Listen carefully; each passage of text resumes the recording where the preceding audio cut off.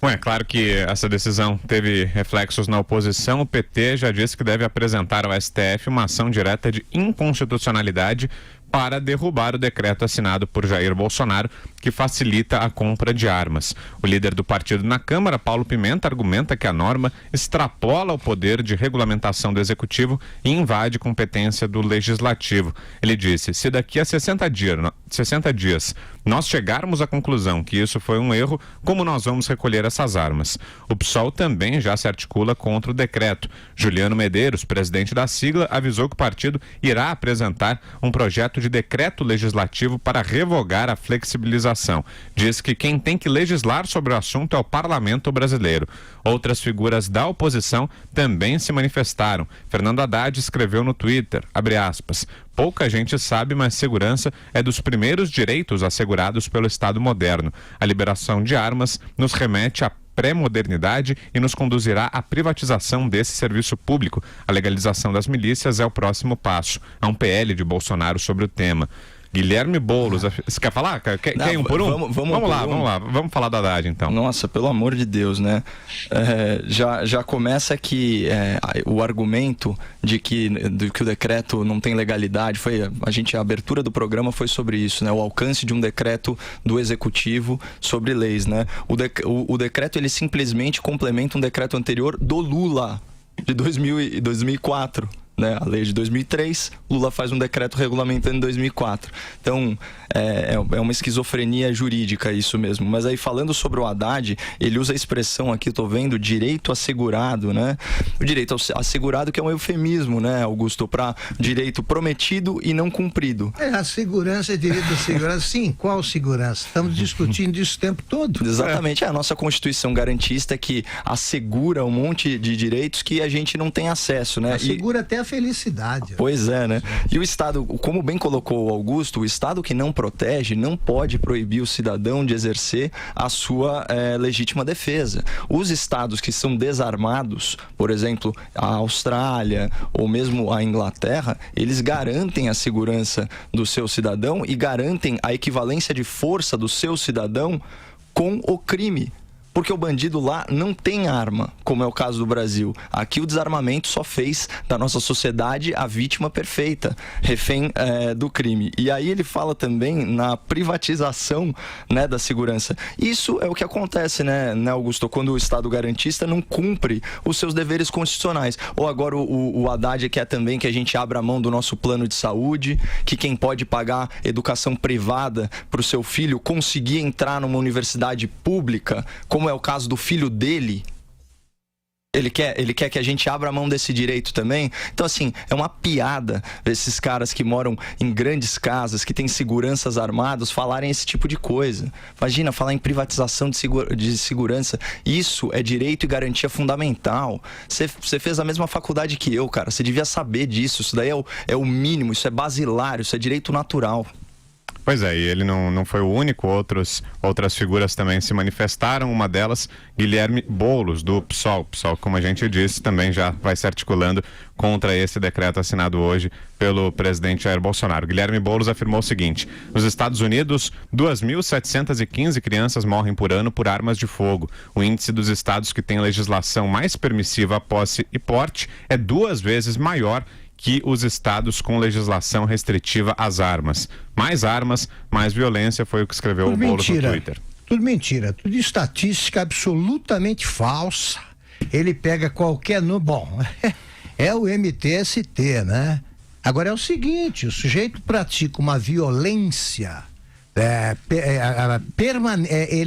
o MTST é permanentemente violento e contra o direito de propriedade. O que ele tem medo é que o sujeito que é dono de uma casa invadida reaja. Pronto. Você sabe sobre o Boulos, já que ele gosta de números, vamos falar alguns números com credibilidade aí, né, para complementar essa manifestação dele. Primeiro que nos Estados Unidos não tem essa crise de segurança pública que existe aqui no Brasil, né? Só para você ter uma ideia, o índice de homicídios dolosos lá é de 5,3 mortes a cada 100 mil habitantes. Aqui é mais de 30. 2.715 crianças morrem por ano. De onde ele tirou isso aí? E outra coisa, né, Augusto? Aqui no Brasil há 10% das armas que existem nos Estados Unidos, certo? Só que com 5 vezes mais homicídios. Você pega países como Suíça, Canadá, Israel, Uruguai, esses países são armados até os dentes, né?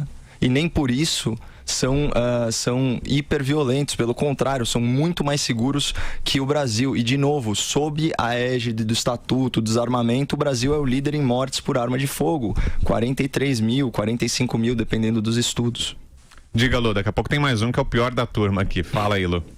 Olha, o governo diz que avaliou isso com muito cuidado, tanto que vai ser feito um recadastramento das armas no país. Hoje a avaliação é que tenha 1 milhão de armas registradas, mas o número pode chegar a 6 a 7 milhões de armas existentes. Isso não armas na mão dos criminosos, armas na mão de pessoa comum que por algum motivo não declarou essa arma, recebeu de herança, essa arma estava na casa, então vai ser feito um recadastramento dessas armas. Então o governo diz o seguinte, que está muito confiante, estudou muito a questão para esse decreto que flexibiliza a posse, não tem nenhuma ilegalidade. São medidas que o próprio presidente da República poderia tomar. Essa questão do recadastramento vai para o Congresso Nacional, vai ser uma medida provisória e vai ter que ser aprovada pelos deputados e senadores. E a questão do porte de armas também vai ser discutido lá no Congresso Nacional. Então, o que o Ministério da Justiça está dizendo? Que